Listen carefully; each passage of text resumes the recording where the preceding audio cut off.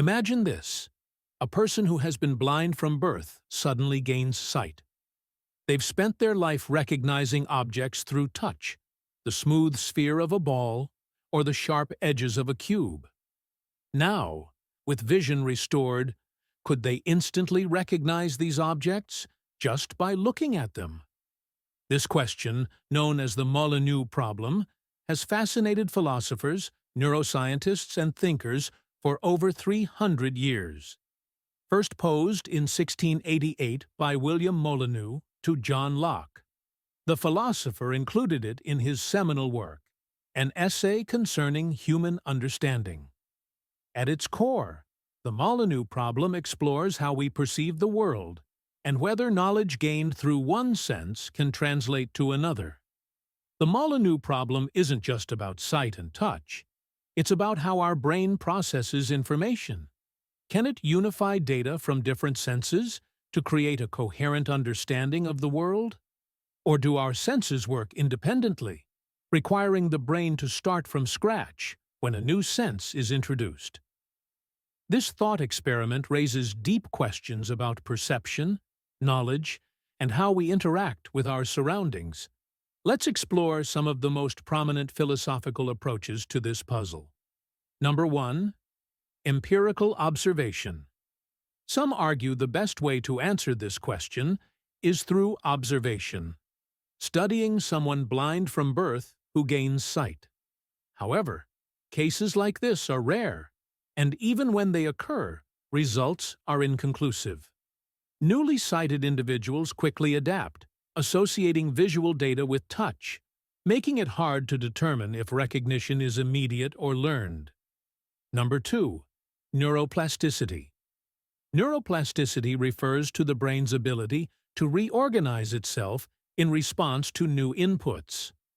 Proponents suggest that a newly sighted person's brain could adapt, eventually linking touch and sight. Critics, however, question whether this process happens automatically or requires extensive learning.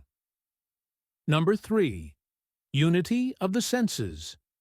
This theory proposes that all senses work together to form a unified perception of the world. If true, a newly sighted person might recognize objects visually because their brain already integrates sensory data seamlessly. While optimistic, this idea assumes a level of sensory harmony that may not always exist. Number 4.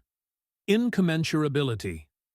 Another perspective is that touch and sight are fundamentally different. The smoothness you feel with your fingers isn't the same as the roundness you see. This disconnect suggests recognition might not occur automatically, and the person would need to learn how to interpret visual information from scratch. Number 5. Association.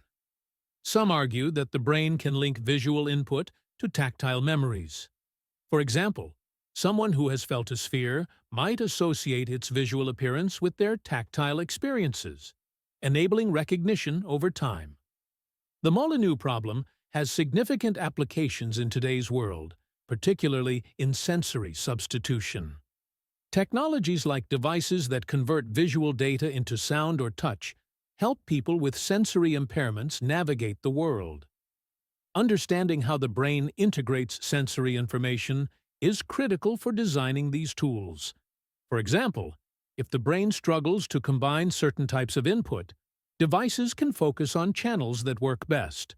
Tactile feedback, for instance, might be more effective than auditory cues in some scenarios. By optimizing sensory substitution technologies, we can open up new ways for individuals with impairments to experience the world.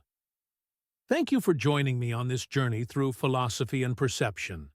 If you enjoyed this exploration, don't forget to like, share, and subscribe for more thought-provoking content.